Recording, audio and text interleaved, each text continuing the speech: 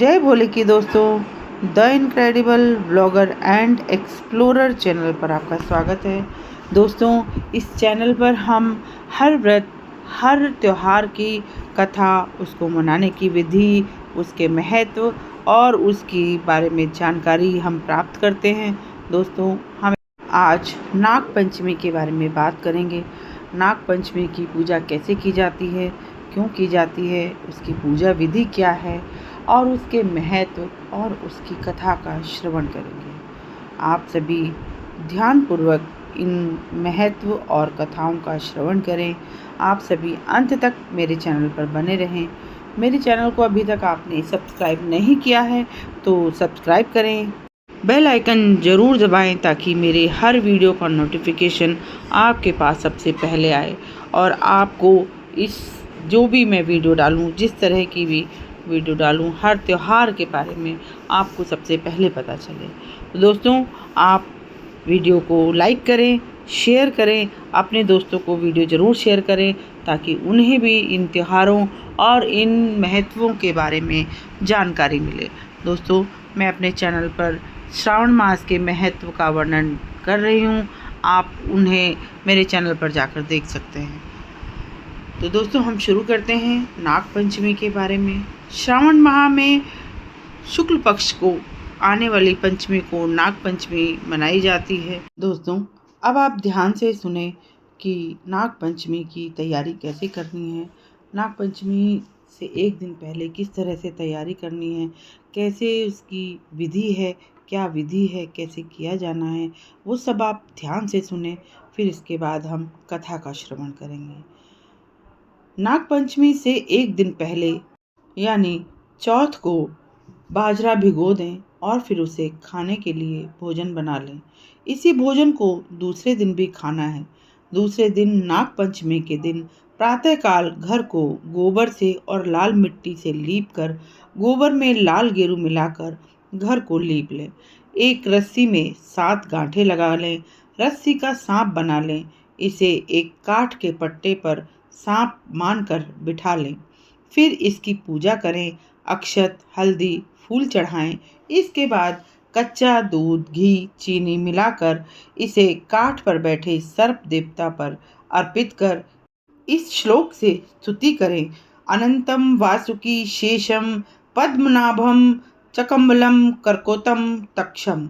इस प्रकार पूजन करने के बाद सर्प देवता की आरती उतारें। इसके बाद कच्चे दूध में शहद, चीनी या थोड़ा सा गुड़ घोलकर इसे जहाँ कहीं भी सांप की बांबी या बिल दिखे उसमें डाल दें और उस बिल की मिट्टी को लेकर चक्की चूल्हे पर दरवाजे के कोनों पर सांप बनाए जाएं। कुछ लोग कच्चे चावल पीसकर उसमें पानी मिलाकर उसका घोल तैयार कर लेते हैं और उस घोल को दरवाजे पर, दीवारों पर, चक्की चूल्हे पर सर्पाकृति अंकित करते हैं। इन सब को बनाने के बाद इनकी पूजा करें। भीगे हुए बाजरे और घी गुड़ से इनकी पूजा करें। इन पर दक्षिणा चढ़ाएं और घी के दीपक से आरती उतारें। इसके बाद अपनी सास, जेठानी और अन्य पूज्य महिलाओं के चरण स्पर्श कर उनका आशीष ग्रहण करें।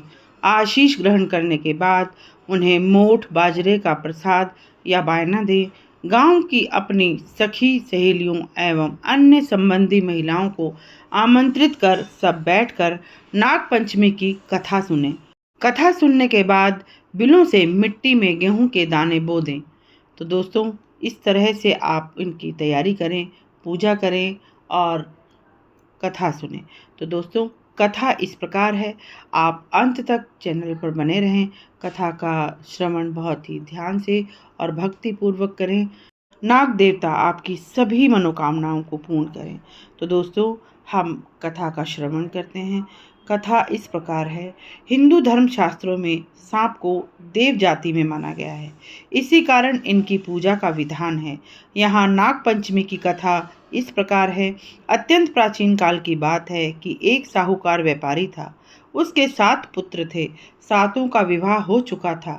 साहूकार के 7 पुत्रों में सबसे छोटे पुत्र की पत्नी सच्चरित्र, अच्छे स्वभाव और सद्गुणी स्त्री थी।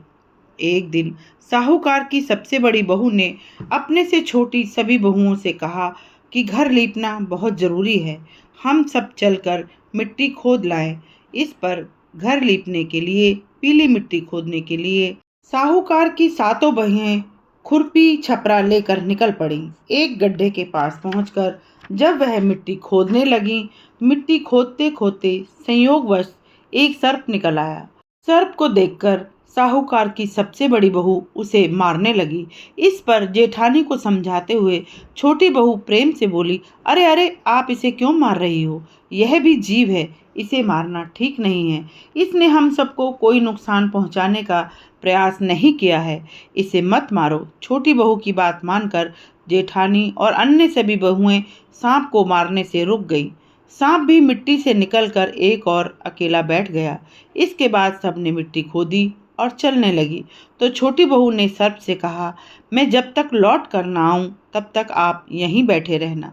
इतना कहकर साहूकार की सातों बहुएं अपने घर आकर अपने अपने काम में लग गई। सर्प से कही हुई बातों को भूल गई।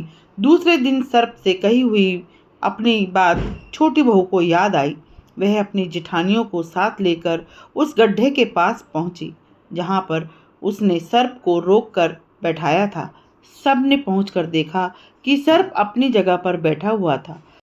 सर्प को अपने स्थान पर बैठा देखकर छोटी बहू दूर से ही बोली, भाई राम राम। सर्प बोला, तुमने मुझे भाई कहकर आदर दिया है, इसलिए छोड़ रहा हूँ, नहीं तो मैं तुमको खा जाता, क्योंकि कल से अब तक मैं इसी जगह पर बैठा हुआ हूँ। छोटी बहू विनम्र होकर बोली, क्या करूँ भाई, मैं तो एकदम भूल गई थी, पर जैसे ही याद आई मैं तुरंत दौड़ी दौड़ी तुम्हारे पास आई हूँ। सर्प बोला, तुमने मुझे अपना भाई बनाया है, इसलिए तुम्हें जो मांगना है वो मुझसे मांग लो। छोटी बहू बोली, भाई मेरी जिठाने की पाजेब खो गई है, उसे ला दो। सर्प ने बड़ी बहू की खोई हुई पाजेब लाकर दे दी। अपनी खोई हुई पाजेब पहनकर बड़ी बहू घर चली गई। छोटी बहू ने भी हाथ जोड़कर सर्पराज को विदा किया। यह विचार करने लगी कि यह सर्प तो कोई देवता है। साहूकार की सबसे छोटी बहू ने जिस सर्प को अपना धर्म भाई बनाया था, वह एक दिन उससे मिलने उसके घर आया। वह छोटी बहू के घर वालों से उसे अपने साथ ले जाने का आग्रह करने लगा। घर वाले आनाकानी करने लगे तो सर्प के एक और बीच में सारी बातें बताकर छोटी बहू बोली, ये हमारे भाई हैं, इनके साथ मुझे भेज दिया जाए। इस पर छोटी बहू को सर्प के साथ भेज दिया गया। छोटी बहू को साथ लेकर सर्प अपने घर आया। सर्प की माता ने छोटी बहू का खूब सत्कार किया, खूब स्वागत किया। सर्प के घर पर छोटी बहू का खूब स्वागत और सत्कार हुआ। सब ने अच्छे भोजन और मीठे वचनों से अपना प्रेम प्रकट किया।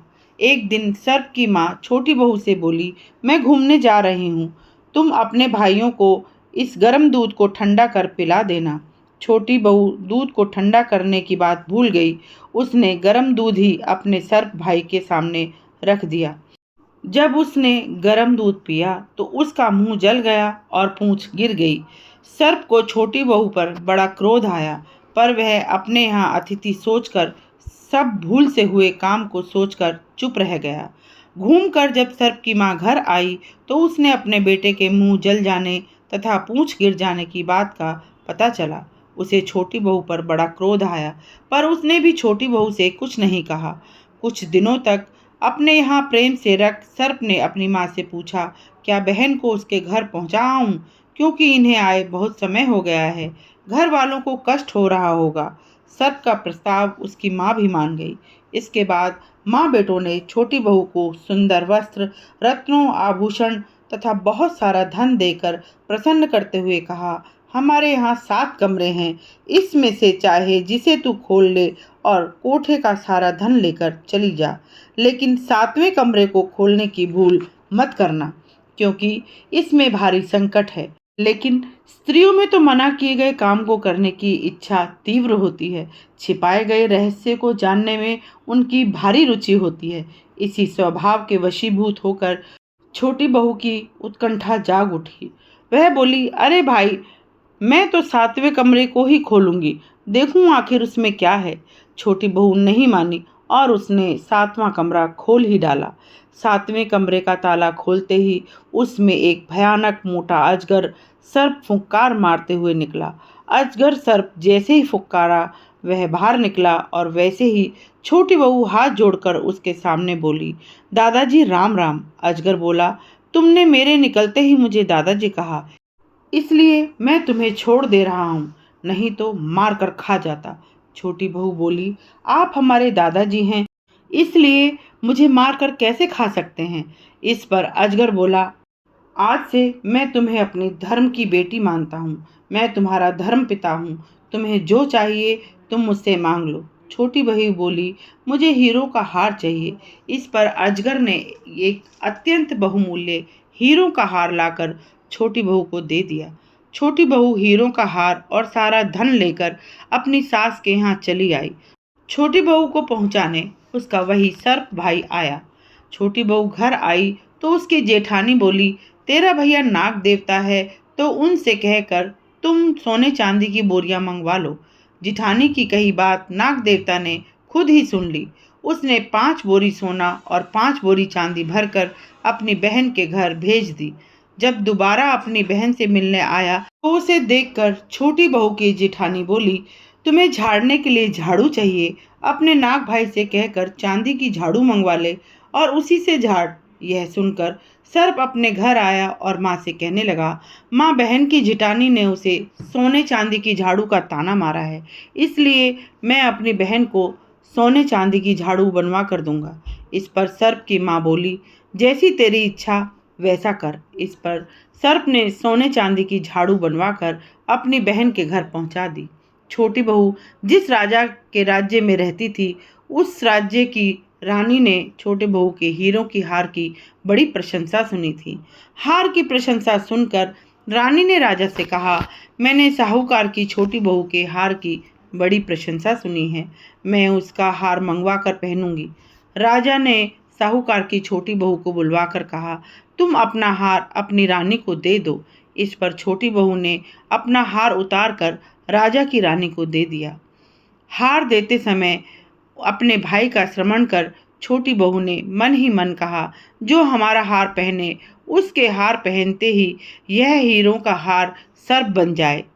तब जैसे ही रानी ने छोटी बहू का हार पहना, वह हार तुरंत एक डरावने सर्प में बदल गया और रानी के गले में काटने लगा। इस पर राजा की रानी रोने लगी। राजा से बोली, साहूकार की छोटी बहू मेरे ऊपर जादू टोना कर गई है। राजा ने छोटी बहू से बुलाकर पूछा, क्या तुमने मेरी रानी पर जादू टोना किया है? छोटी बहू बोली, मैंने कोई जादू टोना नहीं किया है, मैं जादू टोना करना जानती भी नहीं हूँ। यह हार मुझे सर्प द्वारा उपहार में मिला है और इस हार की विशेषता यह है कि इसे मैं ही पहन सकती हूँ। मेरे अलावा कोई और पहनेगा तो उसके गले में यह हार सर्प बन जाएगा। राजा छोटी बहू के सच बोलने से बड़ा प्रसन्न हुआ। उसने छोटी बहू का हार तो लौटा ही दिया, साथ में बहुत सारा धन देकर उसे मान सम्मान सहित विदा किया। राजा द्वारा किए गए इस सम्मान से छोटी बहू की जिठानी को बड़ी ईर्ष्या हुई।